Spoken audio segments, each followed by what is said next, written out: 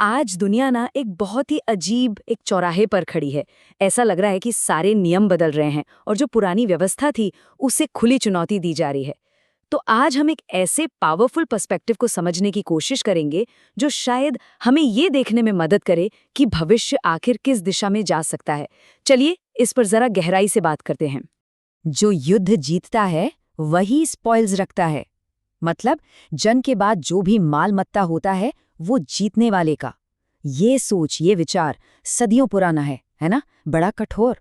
पर जरा सोचिए, क्या हो अगर ये विचार, जिसे हम सबने मान लिया था कि भाई ये तो इतिहास की किताबों में दफन हो चुका है, आज फिर से दुनिया के सामने आ खड़ा हो। यही सवाल आज हमारी चर्चा का सेंटर पॉइंट है। क्या सच में ताकत के नियम हमारी आंखों के सामने ही बदल रहे हैं? तो सवाल उठता है कि ये बदलाव दिखेगा कैसा। चलिए इसे हमारे पहले सेक्शन में समझते हैं। A new rent on power, यानी सत्ता पर एक नया किराया। ये एक ऐसा आइडिया है जो दुनिया में पावर को देखने के हमारे अब तक के तरीके को पूरी तरह से चैलेंज करता है। जरा सोच कर देखिए कि स्ट्रेट ऑफ हॉर्मुज जैसे जो बड़े बड़े जरूरी समुद्री रास्ते हैं, वहां से गुजरने के लिए जहाज़ों को किराया देना पड़े। और नहीं, ये कोई कोरी कल्पना नहीं है, बल्कि एक नया जियोपॉलिटिकल प्रपोजल है जो सामने आ रहा है। ये पिछले 80 सालों से जो दुनिया चल रही थी ना, उसके तौर तरीकों से एकदम अलग है। अब तक तो हम यही मानते आए थे कि ये रास्ते सबके लिए हैं, एक शेयर्ड रिसोर्स हैं। तो फिर यहाँ एक बहुत बड़ा सवाल खड़ा होता है, क्या ये कॉलोनियलिज्म का मतलब उपनिवेशवाद का ही एक नया मॉडर्न चेहरा है? इस सवाल का जवाब ढूंढने के लिए ना हमें थोड़ा पीछे जाना होगा इतिहास में, और ये देखना होगा कि कैसे सिर्फ व्यापार करने की ताकत ने एक पूरे के पूरे साम्राज्य को जन्म दे दिया था। और यहीं से हम आते हैं अपने दूसरे सेक्शन पर, the trader to ruler playbook, मतलब व्यापारी से शासक बनने का तरीका। ये समझने के लिए कि आज के दौर में इकोनॉमिक पावर सॉवरेन पावर में कैसे बदल सकती है, हमें ईस्ट इंडिया कंपनी की पूरी प्लेबुक को समझना पड़ेगा। एक ऐसा मॉडल जो शायद आज भी उतना ही रेलेवेंट हो। तो ईस्ट इंडिया कंपनी की कामयाबी का सबसे बड़ा राज क्या था? वो था टेक्नोलॉजिकल सुपीरियॉरिटी, मतलब तकनीक में दूसरों से आगे होना।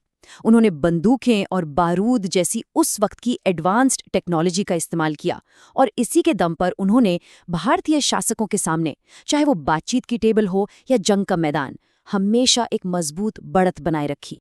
ये जो पूरी प्रक्रिया है ना, ये दिखाती है कि कैसे एक मामूली सी ट्रेडिंग कंपनी ने धीरे धीरे सत्ता पर कब्जा कर लिया।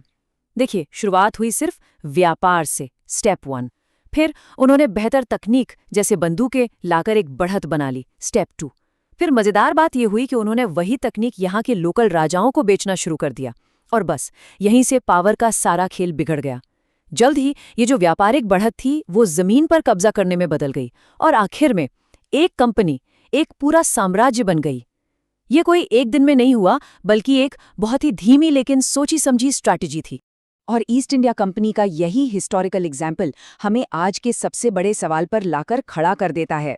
हमारा तीसरा section, a tale of two worlds, दो दुनियाओं की कहानी। आज हमारे सामने दो बिल्कुल अलग अलग रास्ते हैं। कह सकते हैं कि दुनिया के दो अलग अलग ऑपरेटिंग सिस्टम। और ये समझना बेहद जरूरी है कि हम शायद अनजाने में ही किस रास्ते पर आगे बढ़ रहे हैं।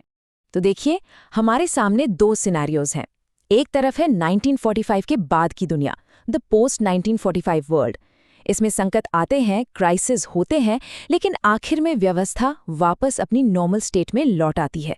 इसे रिवर्जन टू मीन कहते हैं। पिछले 80 साल से हम यही देखते आए हैं।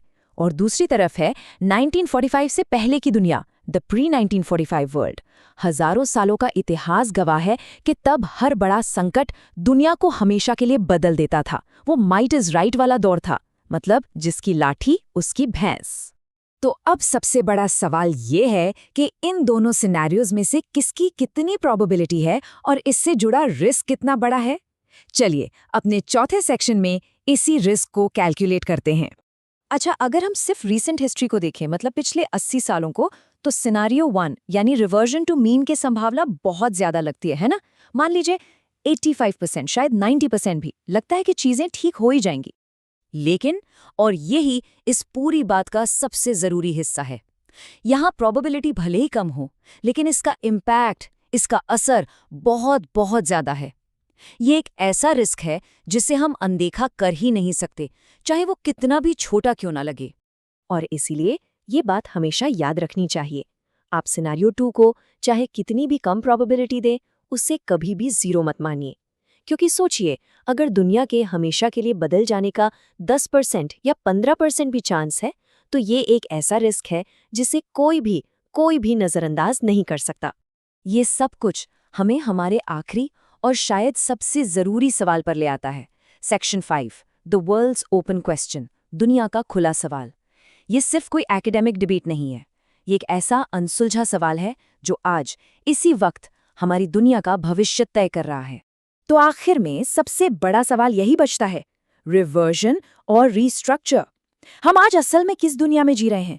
क्या हम उस दुनिया में हैं जहां चीजें, परेशानियां आखिर में सब नॉर्मल हो ही जाएगा, या क्या हम एक ऐसे हिस्टोरिकल टर्निंग पॉइंट पर खड़े हैं जहां दुनिया का पूरा ढांचा ही बदल रहा है? इस पूरे विश्लेषण के बाद ये सवाल हम सबको अपने आप से पूछना होगा।